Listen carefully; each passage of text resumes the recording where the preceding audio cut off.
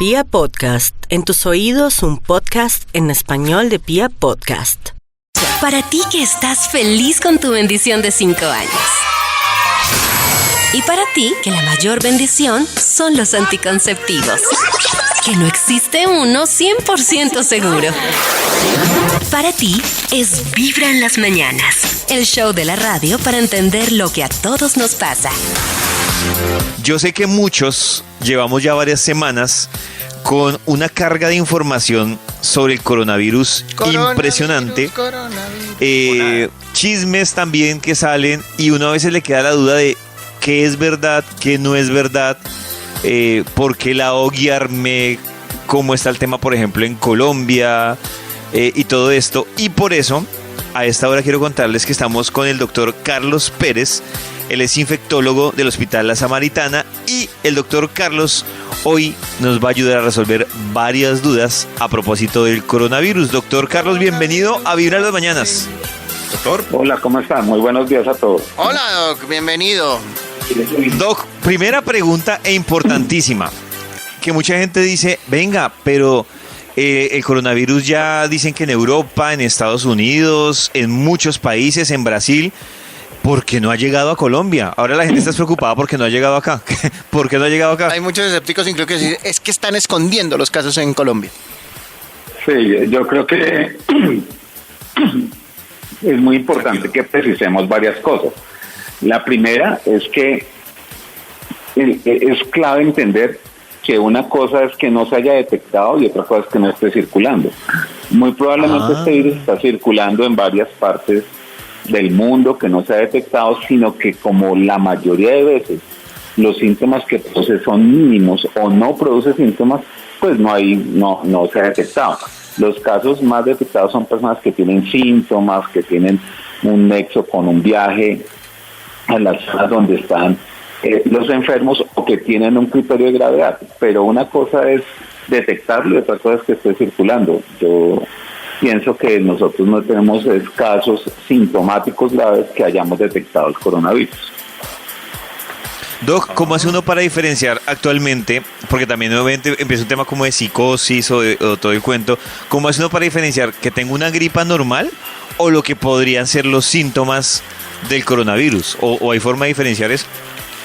Es súper clave esa pregunta porque uno se muere de la angustia y no de lo que tiene en estos momentos. O uno, digamos que el miedo es más efectivo y transmite más que cualquier epidemia.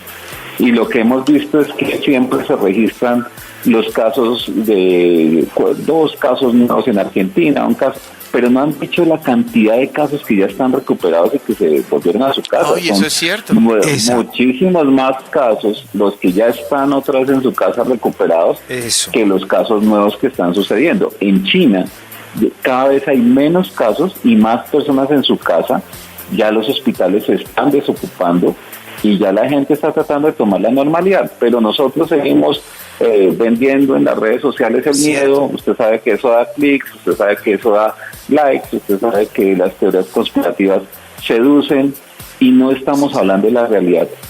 Es un mito que esta enfermedad ni todos nos vamos a enfermar, ni todos nos vamos a morir, y debe focalizarse en que lo importante de esto es seguir las recomendaciones oficiales, la página del Ministerio de Salud, la página del INVIMA, pero no es la página de estoyasustado.com o me desespero, me quiero morir.com para informarte. Bravo, es cierto. Sí, yo preguntaba en estos días, doctor, a alguien que si a mí me da, ¿cuál es el porcentaje, o sea, las probabilidades de que yo me muera? Uy, buenísima pregunta. Miren, lo importante de esto, y contestamos la anterior, esto es un resfriado común. Los coronavirus han producido resfriado común a lo largo de la historia, o sea, digamos que no es extraño. Un resfriado común, pues es una gripa. ¿Cuál es la característica? Es que esta gripa puede afectar a unos grupos de población que les puede producir un desenlace que requiere atención hospitalaria o cuidado intensivo. Entonces, de 100 personas, 80-85 van a producirle gripa o incluso tan poquitos síntomas que va a pasar completamente desapercibido. 80-85%, estamos hablando de 100. De esas 100, 20 van a requerir a un cuidado médico. Van a requerir descongestionantes, una terapia respiratoria, control de la fiebre. De esas 15 van a volver a su casa y se van a recuperar completamente. 5 de esas personas, entonces estamos hablando ya que el 95%, 97% van a ir a su casa. De esas 5 que se van a estar graves, que van a ir a una unidad de contención, 2 personas de ellas pueden tener un desenlace fatal. Pueden tenerlo. Eso quiere decir, en principio, que el 98% de las personas con la evidencia que tenemos hoy, todas volverán a la normalidad. Pero ¿qué personas son las que realmente se van a complicar? Las que realmente se van a complicar inicialmente son las personas mayores de 65, 70 y más profundamente las de 80 años. Lo segundo es que no es tener 80 años, sino tener varias enfermedades crónicas no controladas, como ser hipertenso, tener problemas de azúcar, tener arteriosclerosis que no se han controlado, y estas personas son más susceptibles porque son más débiles. Algún grupo de personas, por ejemplo, que tienen debilidad en el sistema inmunológico, como las personas con cáncer, eso, también pueden enfermar. Pero entonces el mensaje claro es que el 98% van a volver a su casa. El 85% o 85 personas no van a tener ni idea, ni siquiera que lo tuvieron, porque es una gripa. Y las personas que fallecen son personas que están muy débiles, que no tienen un buen cuidado médico y que son mayores de 65, 70 y 80 años. Doc, con este tema del pánico que hay, ¿es exagerado, por ejemplo, dejar de tener contacto de saludo con las manos y por ejemplo, saludar de lejos, dejar de darse besito cuando uno saluda en la oficina? ¿Eso es exagerado o vale la pena tener esas precauciones? Claro que vale la pena. ¿Por qué? Recuerden que cuando hay una epidemia, hay 3 fases. Una primera fase es antes de que llegue, que es la que estamos, que se llama preparación y alistamiento, o sea, todos estamos haciendo las medidas para que no ingrese. Hay una segunda que cuando ingresa el virus o la pandemia se llama contención, es decir, que las personas, que uno trata que eso no, de esos casos no salgan y afecten a más personas de la comunidad. Y la tercera se llama mitigación, que es proveer el servicio médico a los que realmente están enfermos. Para prepararnos, que es nuestra fase, para evitar, lo que debemos hacer es lavarnos las manos todo el tiempo, minimizar tocarse la cara y procurar no saludarse de beso. Eso no es es una medida transitoria, pero es una medida que es muy efectiva porque a nosotros nos encanta trabajar con gripa y ponerse con gripa y con un tapabocas, y se quita el tapabocas y le da pico a una persona, estornuda encima del computador, toca el computador, pues nos ponemos en gripa todos. Saludar en este momento lavándose las manos, tocándose el hombro con una sonrisa, mostrando la mano, es una buena práctica para evitar los virus respiratorios. Y yo sí lo recomiendo fuertemente, que se minimice el contacto físico, que se laven muy bien las manos y que no tengan miedo porque no se van a morir, así quieran no se van a morir del coronavirus. Aquí no se muere de cualquier otra cosa menos de coronavirus, se muere de miedo, ¿no? Se muere de miedo, de angustia. Doc, pero ¿por qué el virus causó tanta noticia? ¿Por qué está causando tanta noticia alrededor del mundo? Porque en serio uno, todo donde se tenga que ver con noticias reportan datos y ¿por qué sí termina siendo como al final una gripa? ¿Por qué se despliega todo este tema de noticias y de pánico? Primero porque no es una gripa era una gripa que no conocíamos, entonces es un virus totalmente nuevo. Segundo, porque mata, como matan otras gripas. La influenza, como la que sucedió en el 2009, que se originó en México, tiene una mortalidad, es decir, que no es sola, es una gripa en la población joven y sana, pero en la población adulta, mayor y enferma, es una gripa que puede ser mortal. Eso es lo segundo que llama la atención. Lo tercero es que tuvo una gran resonancia, lo que no sucedía en los últimos 20 años. Tenemos una caja de resonancia de información generalmente imprecisa, generalmente mala, que son las redes sociales. Entonces, yo creo que lo que ha cambiado en la epidemia no son la aparición de los virus, sino es la aparición del Twitter, el Facebook y el Instagram, que lo que hace la gente desesperadamente, ustedes saben cómo es eso, que por buscar un clic, por buscar un me gusta, tienen que tener a la población cautiva, y el miedo vende, el miedo es comercialmente exitoso.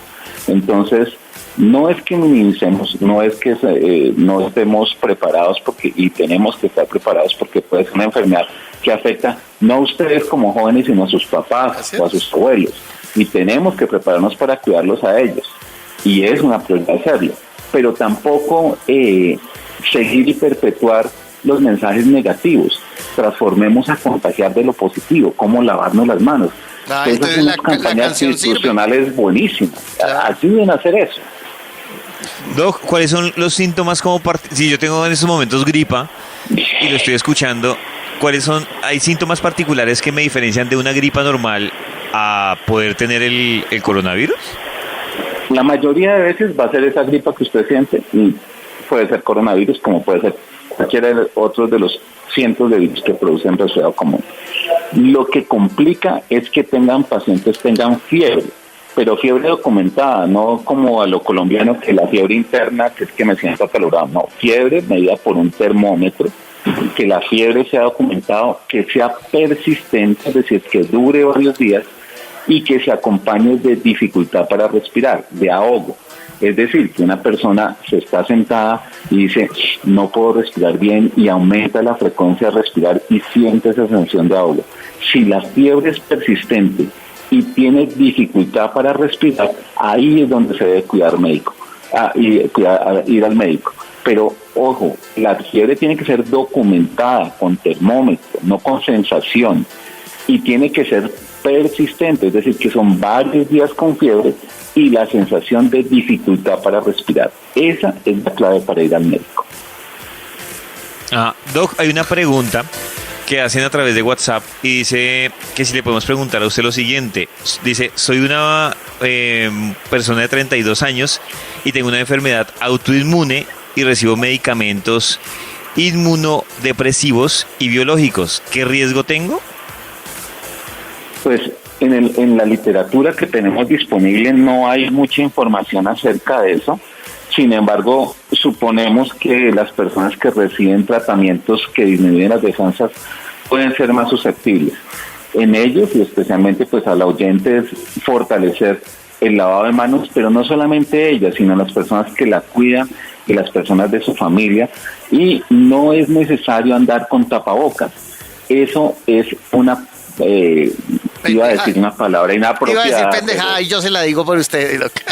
Bueno, gracias por solventar mi ansiedad. Pero lo que quiero decirles es que los tapabocas se usan solamente en dos casos. Cuando una persona tiene síntomas o una persona que va a cuidar a una persona con síntomas. Es decir, que andar con el tapabocas por la calle, pues lo que hace es recoger el mugre de la calle y contagiar y ese mugre de la calle llevarlo a la casa. No, si usted tiene síntomas, si usted está moqueando, tiene gripa, se pone el tapabocas. ¿Para qué? Para protegernos a los demás. Y si yo voy a cuidar a una persona que está con gripa, que está moqueando, tengo necesidad de acercarme con ella porque la tengo que bañar, porque la tengo que acompañar, porque estoy conviviendo con ella, valdría la pena poner un tapabocas. Pero si colocamos las tapabocas solamente porque creo que tengo las defensas bajas, porque es que me da miedo el virus, pues realmente les va a dar más probablemente el virus, porque pueden recogerlo en ese elemento cuando se usa mal. Ok. Bueno, doctor Carlos, muchísimas gracias por resolvernos todas esas dudas. Y quisiera dejar un último mensaje, qué pena con ustedes. Señor Doc, hágale con confianza. Son pocas las oportunidades que tenemos de hablar con la gente joven, y es un llamado a la calma, a la mesura y a la sensatez, que se guíen de las partes oficiales. El Ministerio de Salud y el INVIMA tiene unas páginas de internet. Nosotros diseñamos unos videos de cómo usar correctamente un tapabocas. Lo tenemos en nuestra aplicación que se llama InfectoWeb, lo tenemos en la página que se llama InfectoWeb, en Instagram, en Twitter. Yo no tenía redes sociales, pero me di cuenta que esa es la mejor forma de lograr llegar a la gente. Esos videos que están ahí, que ustedes los pueden ver, que en InfectoWeb nos dicen cómo se debe lavar las manos, cómo se debe colocar correctamente un tapabocas, cómo se debe hacer el baño cómo se va a hacer las medidas de prevención para que los puedan consultar, replicar y repliquemos lo bueno. Yo no estoy en desacuerdo que se registre el caso de fallecidos, pero registren el caso de la gente que se ha aliviado. Y si volvemos hacia un mensaje que todavía estamos a tiempo de prevenir, porque no estamos en la fase de contagio, y fortalecemos el lavado de manos y el uso apropiado de la bioseguridad, pues todos nos vamos a ayudar. De verdad, les agradezco de corazón, las veces que necesiten, con mucho gusto, llamar a que sean sensatos, que la información seduce, la información mala, pero la información llena de miedo, pero la sensatez y la inteligencia está en filtrarlo, en llenarnos de cosas positivas, porque juntos salimos de eso.